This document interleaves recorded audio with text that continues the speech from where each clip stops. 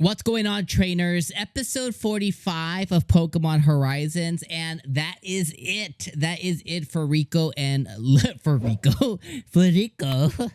That's it for Liko and Roy's journey. The next one, the terrestrialization journey, starts at episode 46, it seems. So my best guess is this week, and I'll double check on Google after this. Let me know in the comments if it's facts. But my best guess is this week will be a bye week. What that means is essentially we won't get any episode on April 6th, but then on April 12th they'll return with the new the next arc of Pokemon Horizons, where we go to Naranja Academy, or they say Orange Academy, Orange or Purple Academy, and we're gonna be meeting our boy Clive and all the different teachers, as well as the Pokemon champion, which is gonna be really, really cool. So basically, this is where our Scarlet and Violet journeys start with Liko and Roy, which I think is really cool, on their terrestrialization journey in the academy, which is gonna involve Roy getting to the academy. But okay, that's enough about what's to come.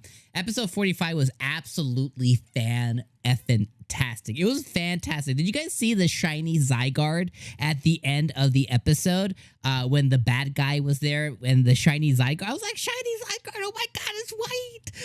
It's so cool. And in their dog form too. I was like, yo, not only is it Zygarde, but it's a shiny Zygarde. I love the extra attention that we're giving to shiny Pokemon. It started in Journeys, where we started to see a few more shiny Pokemon with the shiny Hunter that we got, the shiny Voltorb that Ash and I forget what his name is, but the other guy, not Hop, whatever the other guy's name was, but he got a shiny Voltorb.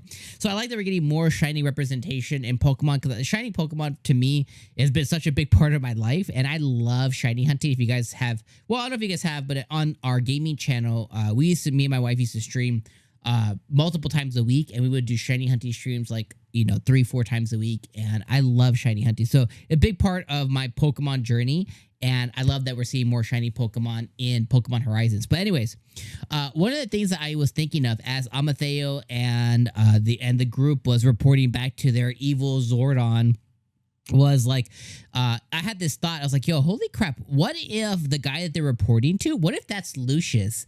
I think that potential is still there, but later, like I wasn't, what I was not expecting was a peek behind the curtains, because we got to see behind the curtains of the guy actually there, and he was like, I don't even know, but he mentioned Lucius himself. He's like, oh, I want to return back to Rakua, Lucius. And I was like, oh, okay, he's either talking about himself in the third person, which would make sense why he has a shiny Zygarde. He had freaking Entei, shiny Entei, maybe? He had Entei, shiny Rayquaza, right? He had all these really large, Alpha, Arboliva, like really awesome Pokemon. It would make sense if for some reason maybe he got kicked out of that other plane or whatever, and then now he's hemming and clawing to get back. That's one scenario. It is in fact Lucius who's there, and that's why he knows of Liko. He's like, let Liko do his thing, let them get the heroes back together. That's one potential. The other potential is he could have been Lucius's rival. So maybe Lucius did make it to Rakua or whatever. Maybe Lucius did make it to that other plane, and he just went, peace out, homies. And, he left his Pokemon behind or whatever. Or, maybe he died. I don't know. There could be so many other avenues. But the one avenue that's a potential is the fact that Zordon, bro, and Zordon's a Power Rangers reference, if you don't know, if you're younger, he could be Lucius himself. So a lot of stuff to come. But I love, I love the episode a lot. And one thing that we got to all give credit to, and we have to really comment on, is the studio, which is Studio OLM.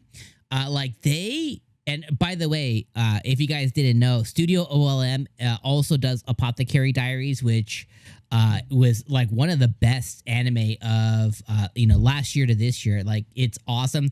They also do Faraway Paladin. They did Heretical Last Boss. They've done the Pokemon Journey series. They've done Don't Toy With Me, Miss Nagatoro. So OLM is a really awesome studio, but we all have to kind of like give it up. Like, that studio, they put in the work on episode 45. Like, I mean, not only did we have terrestrialization from 𝐒𝐚𝐽𝐻𝐸, terrestrialization from Freed, they did kind of reuse that animation a little bit. But then we had Sprigatito evolve into Florigato. We had the different way they used the Vine Whips. The Florigato did the Vine Whips. The Sprigatito line is one of my favorites as well too. I don't know if like, let me look if I have any Sprigatito. I have Sprigatito back here behind the Pikachu. You guys can't really see. I have Sprigatito back here, Sprigatito back there. Big Sprigatito fan. Love Meowscarada. Florigato, probably one of the better middle evolutions as well too, in my opinion. Better than the other two lines for sure. But I was like, oh my gosh, we got Florigato here. We have a fantastic battle. A lot of Sakuga between the battle between Rayquaza and between Freed. Between Freed's poke, between Charizard, between the whole between Amateo, between Liko, between Roy. We saw Fuecoco learn a brand new move. We saw Quaxley with his hair. Like awesome stuff this week. And I just like, it was just a really great week. We got to see the boat be saved. They're gonna repair the ship. Freed brought all Dot and Liko and Roy up as like, hey, you guys have had so much growth. Like he's like that mentor teacher. He's like, the next thing is like you're gonna learn terrestrialization. And I was like, let's go. So fantastic week. Episode 45, effing amazing, dude. Like this is such a fantastic episode. And they're killing it. They're killing it. They're crushing it with Pokemon. I can't wait for the next arc. Again, that next arc is the terrestrialization arc. We're taking to Naranja Academy. And I think Dot and Roy are going to be entering. Liko already. She goes to school in that Kanto Academy. So, but she could definitely be a guest of the Academy. We're going to see Clive. I cannot wait to see what comes more, because this next arc I'm so excited about. Because again, for me, well, maybe not again, but for me, I've played Scarlet and Violet a couple of times. I played Scarlet and Violet, up until beginning of February, because that's when a lot of games started coming out. For the last like 2 years, I would play Scarlet and Violet at least an hour a day every day, and it's one of my favorite Pokemon games of all time. So I love Scarlet and Violet. So I cannot wait to see all the other characters represented in there. We saw the teacher, we saw the teacher there. We saw a bunch of other teachers. We're gonna get to see some of the students. We get to see the academy fully animated from the game. Cannot wait to see all of that. But let me know what you guys thought about episode 45 in the comments down below. What was your favorite part? Was it the Rayquaza battle? Was it Florigato, with Sprigatito evolving? Was it Fuecoco learning a new move? Was it Dot in action? So many different things you could pick of. Was it seeing the Zygarde at the end and the potential bad guy that we have here? Was it the orders of Amateo and his group to, let Liko go and get all the different heroes? Because she only has 2 left. She has Cleaver and she has Entei, and that's it. So what was your favorite part of this episode? Let me know in the comments below. I'll see you guys next weekend for the next episode. Well, I'll see you guys not this next weekend, but the weekend after on April the 12th. I'll probably see you on April 13th.